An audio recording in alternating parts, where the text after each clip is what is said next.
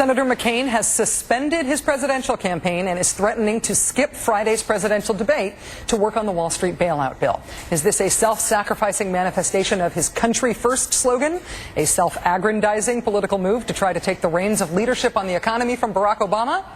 Both? Neither? No matter where you come down on it, today's dramatic action appears to be another tile in the McCain campaign mosaic of over-the-top reactions to lots and lots of different situations. When Russia was invading Georgia, McCain rushed in. We're all Georgians. Let's rumble with Russia. As Hurricane Gustav bore down on New Orleans, he partially canceled the Republican convention.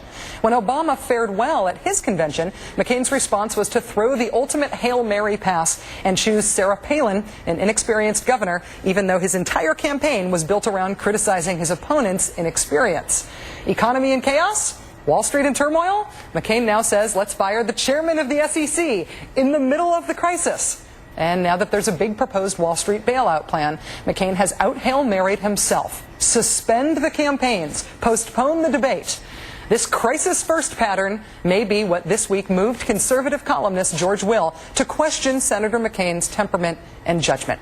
While the financial crisis is undoubtedly grave, the only real change in affairs since yesterday, since 2 days ago, is new information that his poll numbers are being driven by concerns over the economy to heretofore unseen lows. New polls out today show John McCain trailing Obama in Iowa, New Hampshire, Michigan, Ohio, and Pennsylvania. So is that the strategy here? Try to use an economic crisis as an excuse to hit the reset button to take a time out from the campaign because the campaign is going poorly? Send out a talking points memo to campaign volunteers about how to campaign on having suspended your campaign? Yes, there are talking points about the campaign suspension, presumably mistakenly emailed to reporters by a McCain spokesperson today. So what to make of all this drama? For his part, Senator Obama pushed back hard on the suggestion from John McCain that they ought to delay the debate. It's my belief that this is exactly the time when the American people need to hear from the person who, in approximately 40 days, will be responsible for dealing with this mess. And I think that it is going to be part of the president's job to deal with more than one thing at once. Your move, Senator McCain. Joining us now is the host of MSNBC's Hardball, my colleague Chris Matthews. Chris, thanks for being here. Hi, Rachel. It's hard to match what you've just said, by the way. I'm supposed to offer a commentary, but I agree with everything you say. I think, though, you missed the preamble to this whole thing tonight. It's President Bush. You know, sometimes we see, when we don't want to, the appeal of the parliamentary system, where a government which has failed is no longer the government. We have a presidential system which is on a clock. You know, the president serves out his tour of duty regardless of his political effectiveness. And there you saw the president almost, what was it, like a flashback? It was like, is this the president? Is he still president? Is he somebody playing him on Saturday Night Live we're watching? It didn't seem right tonight. It didn't seem right at all. The words he used, Rachel, I don't know if they jumped out at you, but if you're just waiting for the scare words, serious financial crisis, panic, rescue, serious recession, these words presidents don't usually use words like that because they rattle people, especially older voters. What did he just say? Did he say panic? Did he just say rescue? Did he say recession?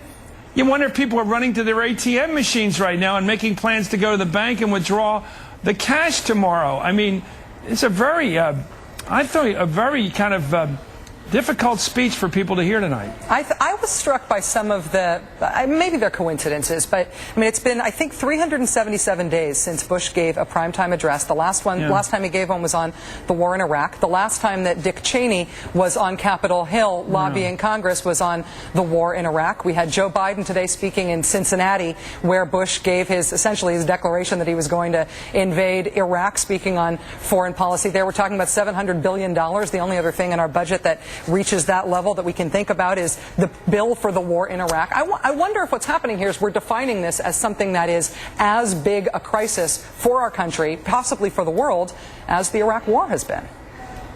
Well, right, and it will be approved as quickly. And it will be approved under the gun. And it will be approved under the threat, if you don't do this now, you're bringing our country down. This time, by the way, they're voting on it right as they go away for recess before an election. Sound familiar? Yeah. Same thing happened in 2002. They're being asked to vote without thinking. They're going to look at a package, which in this case, what is it, a paragraph long was the first look at this thing? Give the Secretary of Treasury unlimited powers to spend $700 billion. And you'll get some of it back. We can't tell you how much. Again, a check without limit. Again, a Congress writing a check and it's not clear where the money's going to. It is a tricky time, and I do think, I go back to the preamble, the reason John McCain is in trouble, every time conditions prevail, in other words, we look at conditions to decide how to vote. Every time we do that, people reach for that default button and they say, we're changing parties. And that's when he pulls a razzle-dazzle. The series of events you just described are all razzle-dazzle plays he called when he saw the voter going back to that default button. It's time to vote change because that's what we're thinking about right now because of conditions. And I think you see it every time the issue of the economy gets stronger, he goes to a razzle-dazzle play. And I think we saw it again tonight calling for a delay of the debates. I'm not going to the debates. Fire Chris Cox. Bring in Governor Palin. Call off the first night of the Republican convention. Anything to change the situation away from that default button where the people naturally say, when one administration fails, when one party fails, you try the other one. That's the natural inclination. That's true north politically. And every time he sees our compass going to that, he goes, shake the compass up. Don't let them see that. That arrow points to the Democrats. Chris, there's also a stylistic point to doing this. I do think that, for example, with the choice of Sarah Palin or any of the other things that you just described, he gets sort of style points for boldness. They call this maverick behavior, that he's willing to do something that creates such a big splash, that is such a big surprise. But is there a risk that he looks not just bold, but desperate? Well, how would you like 8 years of razzle-dazzle? Yeah. I don't think people would like that. I think people like predictability and pattern, and they like to see a philosophy carried out, and they like to see some sort of, he likes to use the word mission. I think people do like that idea, a clear-cut mission.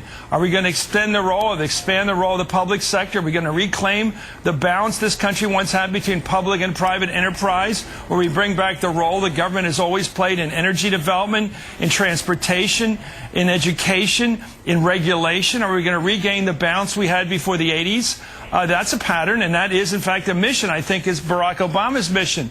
What's McCain's? Razzle-dazzle. And I think it's what you do when you're outpowered by the opponent and by the times and by conditions. You have to pull the bootleg play, the Statue of Liberty play, all the plays in football you play when you're up against a stronger team. You're probably better on football than I am, but I was thinking today that it's almost like it's having a football team that's all kickers, because all they do is punt. It's probably wrong. You can work me through it. Well, as you also pointed out, he's scored a few points so far. Yeah, well, kickers score field goals, too. They get 3-pointers every once in a while. Chris Matthews, the host of MSNBC's Hardball, thanks for sticking around tonight. I appreciate it. Thanks, Rachel.